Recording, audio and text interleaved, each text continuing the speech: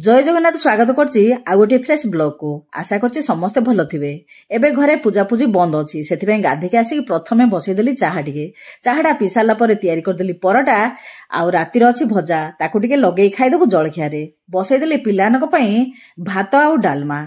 भातटी ହେଲା ପରେ ତାକୁ ଗାଳି ଦେଲି। ମଉସା ପରିବା ପତ୍ର ଆଣିଥିଲେ, ତାକୁ ଟିକେ ରଖାରଖି କରିଦେଲି। କେତେ ଜଣ ଦର୍ଶକ ବନ୍ଧୁ କମେଣ୍ଟ କରିଥିଲେ ଦେଖିବା ପାଇଁ ଦହି କାଞ୍ଜି, ସେଥିପାଇଁ ଆଜି ବନେଇଦେଲି ଦହି କାଞ୍ଜି। ଝିଅକୁ ଟିକେ ଦେଲି ଚାଖିବା ପାଇଁ। ତାପରେ ତିଆରି କରିଦେଲି ଆଳୁ ଆମ୍ବୁଲ ଝୋଳ।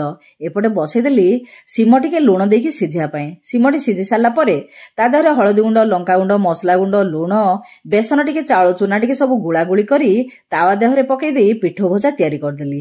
ରୋଷେଇଟି ସରିଲା ପରେ ଦେଇଦେଲି ମଉସାଙ୍କୁ ଖାଇବା। ମଉସା ଖାଇକି ଆଜି ଦହି କାଞ୍ଜି ଖାଇକି ପୁରା ଖୁସି ହେଇଗଲେ। ତାପରେ ପିଲାମାନଙ୍କୁ ଖୁଆଇ ସାରି ଝିଅ ମଧ୍ୟ ଖାଇଦେଲା, ମୁଁ ମଧ୍ୟ ଖାଇଦେଲି। ରେଷ୍ଟ ନେଇକି ଟିକେ ଉଠିଲା ପରେ ଆଗରୁ ସିଲେଇ ରଖିଦେଲି ବ୍ଲାଉଜ, ହାତ କାମ କରିବା ପାଇଁ ବସି